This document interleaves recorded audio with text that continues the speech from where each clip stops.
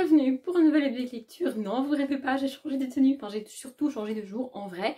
Par contre, vous allez me voir habillée comme ça pendant, je pense, 4 updates de lecture. Pour ceux qui ne seraient pas familiers avec moi et avec ma manière de tourner, surtout les updates de lecture, je prends en gros une journée, la plupart du temps un samedi, aujourd'hui on est samedi, et je tourne 4, 5, 6, 7 updates de lecture. Bon, aujourd'hui j'ai pas trop de temps, enfin j'ai pas toute la journée devant moi, donc j'ai prévu d'en tourner que 4, entre guillemets, ce qui représente quand même à peu près 2 heures de tournage en gros. Donc voilà, 4 updates de lecture aujourd'hui pour moi et 4 updates de lecture dans lesquelles je serai habillée, tout ça comme ça, parce que c'est plus pratique pour moi et parce qu'en vrai ça change pas grand chose pour vous. En gros, je blablate pour rien, j'arrête et je vous montre les livres. Ah, je vous ai pas précisé, je suis hyper à la bourre comme d'hab sur les updates de lecture. Donc là je vais vous parler de livres que j'ai lus au mois de juin. Et d'ailleurs si je dis pas de conneries, il y en a au moins 2 que vous avez vus dans mon vlog du mois de juin, que je vous remettrai en barre d'informations si vous l'avez pas vu et que ça vous intéresse. Et je vous parle des livres maintenant, on y va. Et le premier, c'est un échec total pour moi, c'est Confessions d'un automate mangeur d'opium de Fabrice Collin et Mathieu Gabory. C'est un livre dont j'en avais assez entendu parler, notamment depuis qu'il a été réédité comme ça dans le format poche de Brajlon. Je l'avais trouvé d'occasion. En fait, c'est l'un des tout premiers livres de steampunk qui a été écrit, en tout cas en français. D'ailleurs, les deux auteurs au début parlent, enfin, il y a une espèce d'introduction et ils expliquent qu'ils auraient voulu être les pionniers, les premiers français à écrire du steampunk, mais qu'en gros il y en a un autre qui a écrit avant, ou alors les premiers dans le monde, et qu'en gros, ils se sont fait niquer, il y en a un qui a écrit du steampunk avant, mais ils ont quand même sorti leur livre, et là donc ils le rééditent en gros. J'aime beaucoup le steampunk, et pour moi c'est pas vraiment du steampunk, ça a été ma première grosse déception, et globalement j'ai trouvé le livre et l'histoire brouillon et brouillonne, je suis désolée, mais c'est pas que c'est mal écrit, c'est pas que le style est nul, pas du tout. Mais je trouve que la construction de l'histoire et la manière dont c'est raconté, dont c'est expliqué, c'est pas très clair et ça racontait pas vraiment ce que je voulais lire. On va y suivre Margot, on est à Paris en 1889, c'est ça. Et une des amies, donc Margot est une jeune fille normale, je crois c'est une actrice qui joue dans des pièces de théâtre. Donc voilà, pour l'époque, elle a une vie tout à fait normale, tout à fait basique. Voilà. Et une de ses amies va être retrouvée morte dans un dirigeable, un espèce de ballon dirigeable, un peu steampunk, c'est un des rares éléments steampunk du livre selon moi. Et tout le monde crie l'accident et tout, c'est juste un accident de dirigeable, de ballon, comme un accident de voiture pourrait arriver par exemple. Mais elle est persuadée que c'était pas un accident et elle va mener l'enquête en gros. Et on a une narration alternée entre Margot qui nous raconte vite fait sa life, puis commence à mener l'enquête, et son frère. Et j'ai trouvé totalement son frère inutile. Il ne sert strictement à rien, selon moi. Il n'apporte rien, je trouve. Et du coup, j'ai pas vu l'intérêt d'une narration alternée. Moi, tout ce qui m'intéressait, c'était l'enquête de Margot. Une enquête dans un univers steampunk, je trouve ça génial. Mais entrecoupé de passages qui ne m'intéressent pas, avec un personnage qui ne m'intéresse pas, bah au bout d'un moment, ça n'a pas raté. Ma patience est arrivée à bout. J'ai plus pu lire ces passages-là. Et comme je l'ai déjà dit, mais je suis pas du genre à sauter des chapitres ou des passages d'un livre, soit je le lis du début à la fin et je lis toutes les pages et tous les passages et tout, soit au bout d'un moment ça me gave et je ne le lis pas. Donc je préfère arrêter un livre à la moitié littéralement que de lire une page sur deux ou un chapitre sur deux. Je peux pas faire ça, je peux pas. Je peux pas. Donc j'ai pas fait, voilà, je suis très déçue. J'ai pas accroché à l'univers, j'ai pas accroché à la construction de l'histoire. J'ai rien contre le style, j'ai rien contre les auteurs. C'est très bien écrit, c'est très fluide, ça se lit très bien. Mais c'est pas vraiment hyper bien construit selon moi. Et j'ai trouvé ça vraiment dommage. Du coup j'ai pas vraiment lu. Il n'empêche que je lirai autre chose, c'est sûr, de Fabrice Collin et Mathieu Gabory. Je sais pas s'ils ont écrit autre chose ensemble. Je sais que Fabrice Collin au moins a écrit quelque chose tout seul. Alors là comme ça je suis pas capable de vous dire quoi. Mais j'ai envie, c'est des auteurs que j'avais envie de découvrir. Et c'est pas parce que ce livre-là a été un échec que je ne lirai rien d'autre d'eux. D'ailleurs, pour ceux que ça intéresse, je sais pas si ça intéresse quelqu'un en vrai, mais j'ai été jusqu'à la page 115 alors qu'il en fait 408. Voilà. Ensuite, celui-ci, c'est sûr, vous l'avez vu dans le vlog. Donc c'est Le souffle des feuilles et des promesses de Sarah McCoy. J'arrive jamais à mettre les mots dans l'ordre dans ce titre. De Sarah McCoy, j'ai déjà lu Un goût de cannelle et d'espoir que j'avais adoré. D'ailleurs, je crois que je l'ai dit dans le vlog aussi, c'est l'un des rares livres sur la Seconde Guerre mondiale que j'ai aimé. Je parle d'Un goût de cannelle et d'espoir. Ici, on est en... Attends, je l'ai déjà noté. On est entre 1896 et 1906 dans le Kentucky et ensuite à New York. donc aux États-Unis, et on va y suivre Ali qui donc habite dans le Kentucky, qui est un petit peu dans un village paumé, dans un endroit où tu dois rester là et te marier avec en gros tes cousins et les gens qui habitent là, histoire de perpétuer le sang du Sud et blablabla tout ça. La guerre de sécession est pas très très loin. C'est une ambiance que j'aime beaucoup, que ce soit juste après ou juste avant ou même pendant la guerre de sécession, c'est quelque chose que j'adore. Autant la Seconde Guerre mondiale, je n'en peux plus, autant la guerre de sécession. Étant donné que c'est pas une période historique qu'on apprend en France à l'école, et bah ça m'intéresse. Donc je trouvais ça très cool. Sauf que elle rêve d'être autrice, elle rêve d'écrire des livres, d'écrire des histoires. Et dans son village c'était un peu compliqué, donc elle va écrire son premier roman. En gros on va la suivre un peu pendant le processus d'écriture tout au long du livre. Elle va écrire plusieurs livres elle-même. Et alors elle nous explique pas en détail ce qu'elle raconte, ce qu'elle écrit en gros, mais on a son processus d'écriture, comment elle procède, comment elle écrit, comment elle s'installe, et je trouvais ça vraiment très cool. Peut-être que c'est comme ça que procède aussi l'autrice elle-même, j'en sais rien. Et une fois qu'elle a écrit son premier roman, elle va à New York et elle va chercher une maison d'édition et quelqu'un pour l'aider à publier son livre. Et elle rencontre un petit peu du succès quand même. Et elle va rencontrer un homme qui, j'allais chercher son nom et je me suis souvenu qu'il ne fallait pas dire son nom parce que sinon c'est un spoil pour l'histoire, donc je préfère pas vous le dire. Donc un homme qui vit à New York, je crois, qui au début du livre est un peu paumé dans sa vie et qui du jour au lendemain part dans le Canada, je crois, il va chercher de l'or, en gros, un truc comme ça. Et ensuite il revient à New York et il va rencontrer notre héroïne, sinon ça n'a pas d'intérêt évidemment. Et voilà, on va les suivre tous les deux, j'ai vraiment beaucoup aimé, ça se lit très bien, c'est très fluide, c'est une très belle histoire. Vraiment, je crois même qu'à un moment donné j'ai pleuré, mais je suis plus très sûre. Mais voilà, j'ai vraiment beaucoup aimé. Et c'est pas une romance en fait, c'est l'histoire de ces deux personnages, leur vie, leur rencontre. Et j'ai vraiment adoré que c'est pas juste ils se rencontrent, ils sont amoureux, ils se marient, blablabla. Non, c'est vraiment pas ça du tout.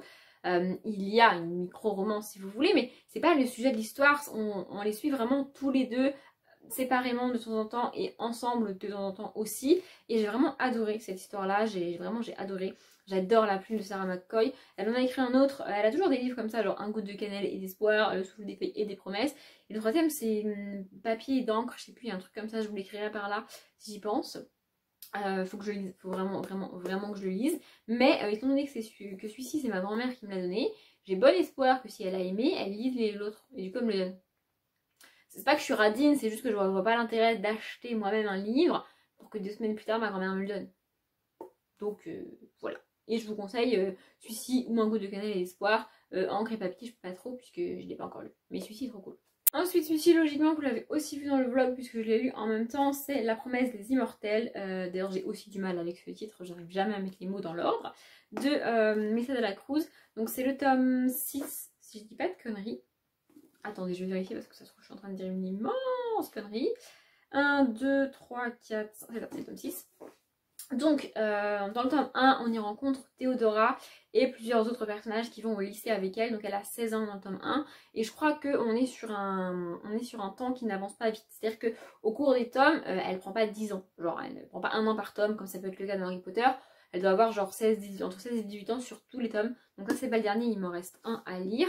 Elle va découvrir qu'il y a une histoire avec des vampires. Le tome 1 s'appelle Les vampires de Manhattan, donc on n'est pas trop surpris. Qu'elle a un lien avec ce monde, mais pas trop. Elle va découvrir une histoire de sang bleu, une histoire de sang d'argent. Il y a plusieurs types de vampires. Et en fait, je crois que je l'ai dit dans le vlog, je me suis rendu compte que faire un résumé de ce livre-là, au bout du tome 6, ça devient compliqué. Parce que l'autrice met en place plein de choses et développe un univers vraiment intéressant, vraiment cool. Mais elle le fait tellement doucement et tellement naturellement que quand tu le lis, tu te sens pas étouffé, tu te sens pas bombardé d'informations sur l'univers. T'as pas envie de faire oh doucement, j'ai pas tout compris là. C'est hyper bien fait, c'est hyper fluide. En gros, elle te donne petit à petit plein de petites informations. Elle construit son univers au fil des tomes. Ce qui fait que là, au bout du 6e tome, pour rendre compte de la complexité de l'univers, ça va juste faire peur aux gens. Alors qu'en vrai, quand tu le lis, c'est juste génial. Tu te sens pas étouffé. C'est une fois que en tout cas pour moi, c'est une fois que j'ai terminé le livre, et en particulier ce 6e tome là, que je me rends compte que, ah ouais, c'est un univers assez dense et assez bien construit. Parce qu'en fait, il s'est écoulé pas mal de temps, voire un an et demi, entre ma lecture du tome 5 et du tome 6. Et je me suis dit, ouais, c'est pas grave, je me rappelle bien de l'histoire et tout, ça va aller. Et en fait j'ai galéré de ouf au début du tome 6 parce que il me manquait quelques petites informations et j'avais pas tous les trucs raccrochés les uns avec les autres. Ce qui fait que j'étais pas complètement perdue, j'avais quand même des souvenirs, mais j'ai eu du mal, ce qui prouve que l'univers est assez compliqué, enfin assez dense et assez complexe dans la manière dont il est construit. Mais ça reste des livres pour ados et donc ça reste une écriture très simple, très fluide et très cool à lire, vraiment c'est hyper agréable. Et en même temps, l'autrice prend pas les ados pour des cons parce qu'on a un univers assez compliqué, mais c'est hyper bien construit. Bref, j'adore cette saga, je peux pas vous parler de l'histoire de ce tome là parce que ce serait vous spoiler et aussi un peu parce que ça fait longtemps que je l'ai lu et que je me rappelle plus trop du délire. Il faut absolument que je lise le tome 7 rapidement parce que sinon je vais avoir zappé l'histoire et ce serait dommage. C'est une série qui date, ça se sent quand tu la lis. Parce que les jeunes cool à l'époque sont pas les jeunes cool d'aujourd'hui et donc ils parlent pas de la même manière, ils n'ont pas les mêmes expressions, pas les mêmes styles, pas les mêmes attentes. Ça se sent, le décalage entre les jeunes des années 2000 et les jeunes d'aujourd'hui, même si moi-même je suis plus trop dans le move des jeunes, et on dit plus jeunes, vous voyez à quel point je suis vieille. Bref, mais c'est quand même cool, c'est vraiment top et j'adore cette saga. Le seul reproche que j'ai à lui faire, c'est qu'on a dans tous les tomes une narration alternée et que les chapitres sont tellement courts que on n'a pas le temps de bien se mettre dans l'univers et dans le moment avec un ou deux personnages, qu'on passe déjà à un autre moment, à un autre lieu avec d'autres personnages. Et du coup c'est assez compliqué de... Enfin moi je trouve que c'est assez compliqué de tout comprendre et de tout... En fait j'ai pas le temps d'intégrer les informations, que je suis déjà catapultée à New York alors que j'étais à Paris ou à Londres ou en Italie. Enfin c'est très bizarre, c'est vraiment...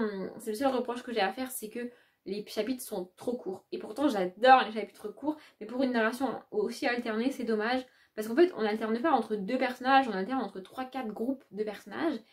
Et parfois c'est assez... En fait t'as à peine le temps de te remettre là où ils étaient quand tu les as vus pour la dernière fois, de comprendre ce qui se passe, que boum, tu rechanges. Et du coup il faut constamment s'adapter et constamment se rappeler et c'est assez compliqué. Mais en attendant ça change, des livres pour ados assez lents et assez plats. Donc je vous conseille cette saga et j'écoute All About You de Hilary Duff en lisant cette saga. Ensuite j'ai lu Wild Season, donc le tome 4,5 Not Joe Story de Christina Lauren. Pour ceux qui ne sauraient pas et qui débarqueraient sur ma chaîne, j'adore Christina Lauren. Ici on est sur leur saga New Adult mais pas... c'est quoi le mot? Pas érotique. Voilà, contrairement aux Beautiful qui sont l'une des sagas les plus érotiques que j'ai lues dans ma vie. Ici c'est moins érotique, c'est plus de la romance contemporaine, young adulte, new adulte, normal, enfin sans sexe en gros. Je crois que la saga comporte, c'est vrai, c'est écrit saison 4.5, ça veut dire qu'il y a 4 tomes dans la saga. Bref, donc dans les 3 premiers tomes, on rencontre, enfin au tout début du tome 1, je vais y arriver, on rencontre 3 filles, 3 garçons qui en gros se rencontrent à Vegas et décident pour le délire de se marier à Vegas, en sachant que ça n'engage pas vraiment à grand chose puisque tu peux l'annuler, tu peux voilà. Et donc ils se marient et donc dans chaque tome on va suivre ces couples mariés qui se sont formés et ils vont chacun gérer leur mariage à leur manière. Il y en a qui vont rester ensemble, il y en a qui vont divorcer, voilà, on va suivre leurs histoires. J'avais vraiment adoré ces 3 tomes là. Et dans le tome 4, on suit un personnage issu de Wild Season qu'on a vu avant et un personnage qu'on a croisé dans les Beautiful, ce qui fait le lien entre les deux sagas. J'adore quand les auteurs et les autrices font ça, surtout que quand c'est bien fait. Si t'as pas lu l'autre saga, ça ne te dérange pas parce que tu vois pas le lien et t'as pas l'impression qu'il te manque quelque chose. Et quand tu as lu l'autre saga, tu vois le lien et je trouve ça vraiment cool. Ici, donc c'est un tout petit tome qui fait genre 100 pages, un truc comme ça, même pas fait. Parce qu'en plus à la fin, comme c'est Hugo Roman, on a des tonnes et des tonnes de pubs qui ne servent à rien. Donc voilà, il fait 85 pages. Et donc on suit Oliver, qui est un personnage qui travaille, en fait, je crois que c'est le tome 1, on a une dessinatrice de bande dessinée et un mec qui tient une boutique de bande dessinée. Et donc Oliver travaille dans cette boutique de bande dessinée, il a un style très particulier. C'est un truc que j'ai adoré parce que moi je lis pas de bande dessinée, c'est pas un truc qui m'intéresse, c'est pas un truc qui m'attire. Et donc c'est pas un truc que je vois et que je connais. Et donc le voir dans ces livres là c'était vraiment top. Et donc on va suivre Oliver qui va rencontrer une fille, évidemment sinon c'est pas drôle. Une fille qui est aussi en lien avec les autres personnages et qui sort pas juste de nulle part comme ça. J'ai vraiment beaucoup aimé. Oliver est un personnage hyper cool et hyper intéressant. Le seul reproche que j'ai à faire au livre, c'est que bah c'était trop court. Voilà, je suis un peu dégoûtée parce que c'était trop court et surtout parce que du coup j'ai fini la saga et qu'actuellement j'ai aussi fini Beautiful et du coup j'ai plus de saga des autrices en cours. Mais je crois qu'elles ont écrit ensuite que des one-shots. Du coup je peux pas commencer d'autres sagas puisque bah elles en ont pas écrites. Donc je suis un peu dégoûtée parce que c'est des autrices que j'adore. Et depuis tout à l'heure, vous vous demandez peut-être pourquoi je dis des autrices alors que c'est écrit Christina Loren. Ben parce que Christina Loren, ce sont deux femmes qui écrivent à quatre mains. Elles sont là. Voilà. Donc voilà, pour ceux qui ne sauraient pas, je vous informe. Et je vous conseille cette saga-là. Si vous n'aimez pas les romances érotiques, ne vous lancez pas dans Beautiful, mais vous pouvez lire celle-ci. Et d'ailleurs, déjà, si celle-ci c'est trop pour vous au niveau érotisme, clairement ne lisez pas Beautiful. Hein. Ça ne sert à rien. Mais voilà, moi j'adore. Et j'écoutais quoi? J'écoutais Baby Eye de Ariana Grande en lisant cette saga. Et je suis à la fois contente et triste de l'avoir terminée. Bon, j'ai aucune idée de à quel point cette lecture est long ou pas, puisque comme maintenant je tourne dans l'autre sens, c'est-à-dire que je ne me vois pas sur mon téléphone est dos à moi en gros, et donc du coup j'ai pas le temps en bas. Je sais pas depuis combien de temps je parle, donc je sais pas si ça a été trop long. J'espère que ça n'a pas été trop long, j'espère que ça vous a plu. Comme d'habitude, je vous souhaite une bonne journée, un bon après-midi, un bon appétit ou une bonne nuit, et je vous dis à bientôt.